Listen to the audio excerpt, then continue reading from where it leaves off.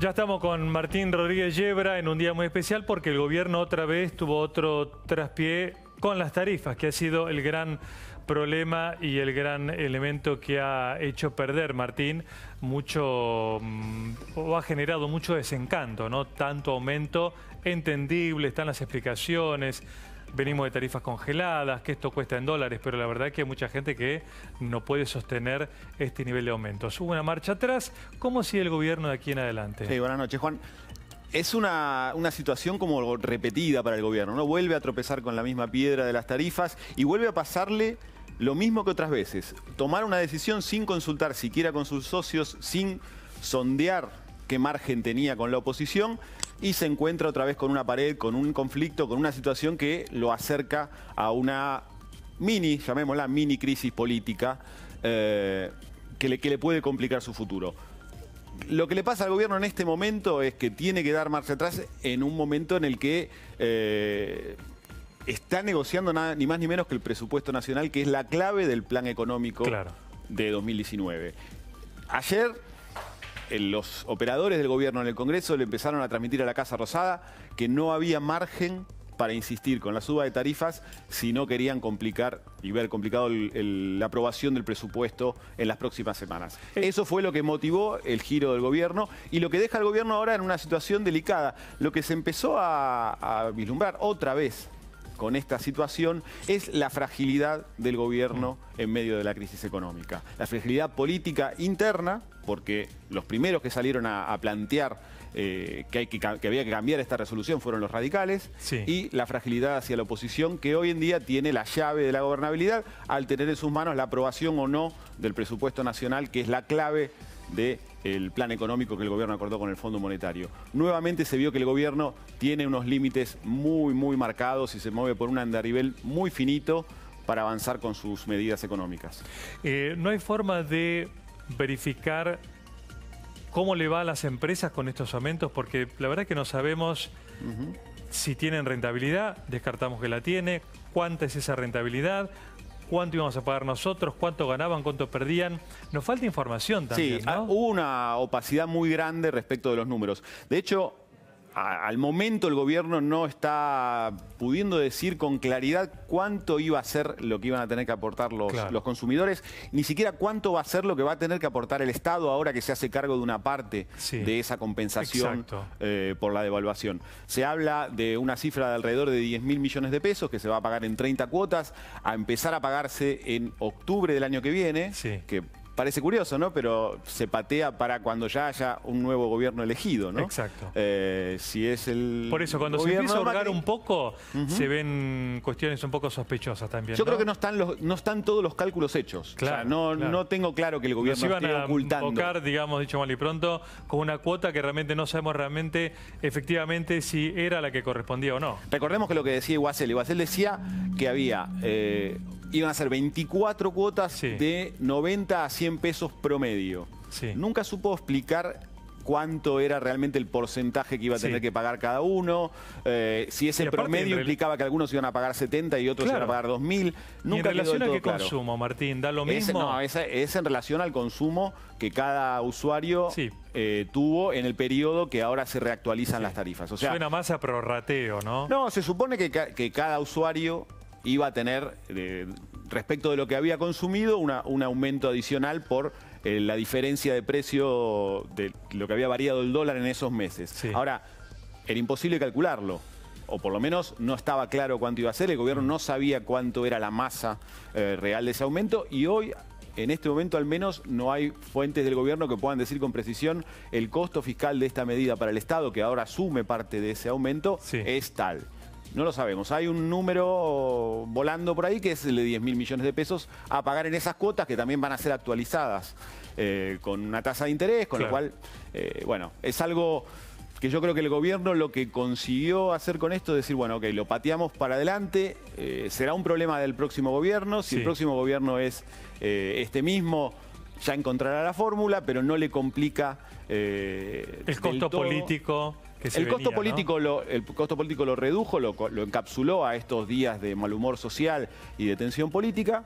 Llega a un acuerdo con la oposición para bajar esa sesión especial en la que se iba a intentar derogar la medida.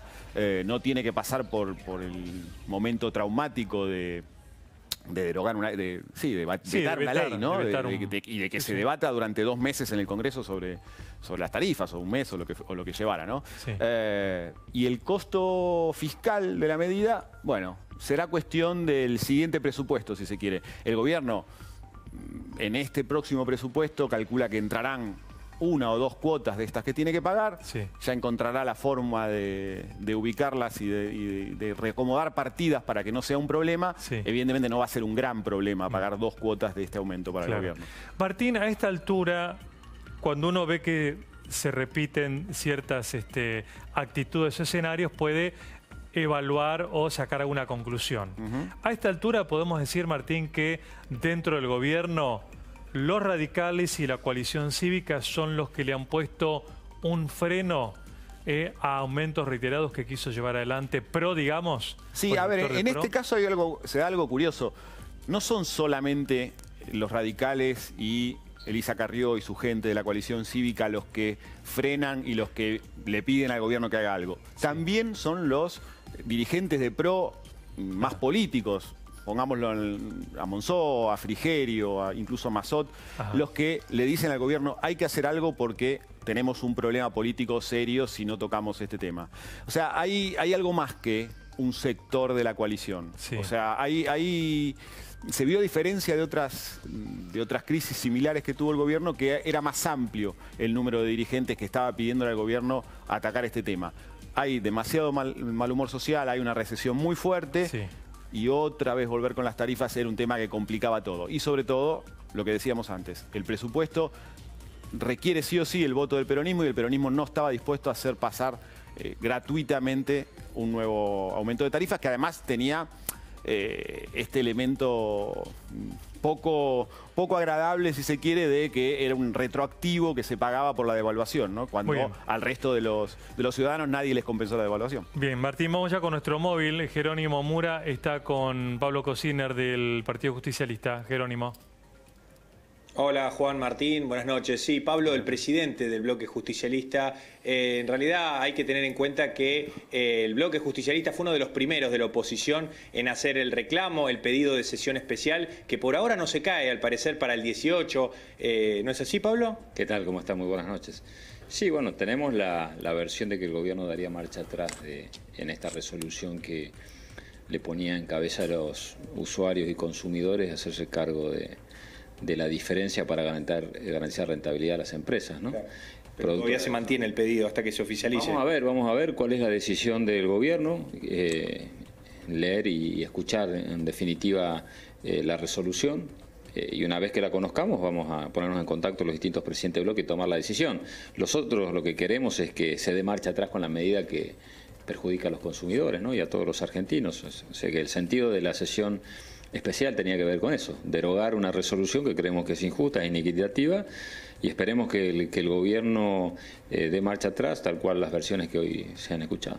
Juan Martín, ya los escucha Pablo Cocinar. Sí, diputado, buenas noches, Juan Micheli.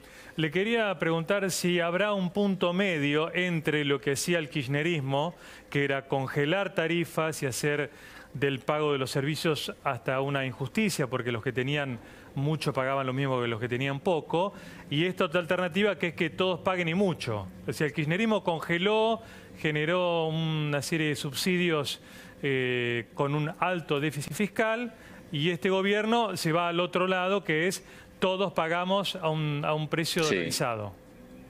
Sí. Bueno, la alternativa era la que vetó el presidente. Nosotros habíamos presentado el proyecto que era tarifas equitativas y que lo que buscaba era no paralizar el sistema de actualización tarifaria, pero atarlo a variables mucho más racionales, que decíamos para el caso de los trabajadores la variación salarial y a nivel comercial el tope de la inflación. Tenemos en caso de que en la Argentina, cuando cierre el año, vamos a tener tarifas actualizadas muy por arriba de la actualización salarial, pero también mucho más por arriba que la inflación, que de hecho es alta. Esa solución la habíamos planteado nosotros, es la que se había aprobado en el Congreso porque no congelaba tarifas. Y el presidente la vetó. Yo ya había advertido en ese momento que la solución no era vetar el proyecto, que si el gobierno no estaba de acuerdo con ese proyecto tenía la responsabilidad de proponerle otra cosa a los argentinos, porque la situación de tarifa es insostenible. Vetar la ley y no tener una respuesta era esconder el problema de tarifa bajo la alfombra, y así sucedió, terminó estallando en otra oportunidad. Entonces la solución creemos que era la ley que había aprobado el Congreso y que el presidente Macri la vetó. Diputado, ¿hasta qué punto la resolución de esta suba adicional del gas ponía en peligro la aprobación y el tratamiento del presupuesto en la Cámara de Diputados, al menos por parte de ustedes, ¿no? Y era muy importante porque nosotros venimos trabajando un proceso de diálogo y de debate en las comisiones a nivel de bloques. Muchos de nosotros habíamos expresado de que creíamos que era importante que la Argentina tenga su presupuesto, hay que debatirlo cuál es el mejor, hay que hacerles cambios, y una medida así intempestiva que perjudica a la gente claramente ponía en riesgo la aprobación del presupuesto, fundamentalmente por la falta de buena fe, ¿no? y de no ser claros en las propuestas. Creo que en la etapa donde se discute el presupuesto tenemos que ser todos perfectamente claros y sinceros.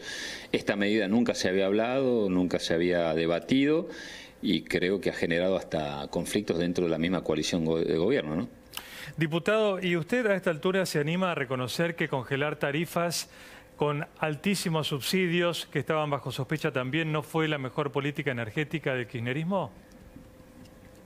Seguramente que en un momento en donde los costos se van actualizando permanentemente, el congelamiento de tarifas había llegado a un punto que necesitaba ser adecuado, porque era una ficción y los subsidios incluso están siendo aplicados de manera inequitativa. Hay muchos lugares de la Argentina con graves problemas de desarrollo, como es el NOA, que paga tarifas mucho más altas que la zona central de la Argentina, el producto, fundamentalmente la ciudad de Buenos Aires, donde tenemos el producto bruto más alto per cápita del país, y hoy ya las tarifas son imposibles de pagar en muchos lugares de la misma ciudad de Buenos Aires. Entonces ha generado un sistema inequitativo muy alto, pero creo que al salir del congelamiento no podemos pasar a la liberalización total, en donde se ha pasado a un extremo en donde hoy ya nadie puede casi pagar las tarifas. Por eso creemos que la Argentina perdió la oportunidad de encontrarle un sentido mucho más equitativo y justo al sistema de tarifas. Este gobierno nunca ha tenido una política tarifaria adecuada. Muy bien, muy amable, diputado. Gracias, buenas noches. Gracias. No, muchísimas gracias a ustedes, que tengan muy buenas noches. Gracias, Jerónimo, también en el móvil. Bueno, entre el congelamiento y la dolarización deberíamos encontrar un punto de pago. Sí, el peronismo tampoco lo encuentra en sí mismo, ¿no? O sea, es un problema de toda la dirigencia. Sí, sí, ahora reconocen un poco que no fue lo mejor, pero en su momento no dijeron nada. En su momento no dijeron nada tampoco. Y dale que va, era. Gracias, Martín,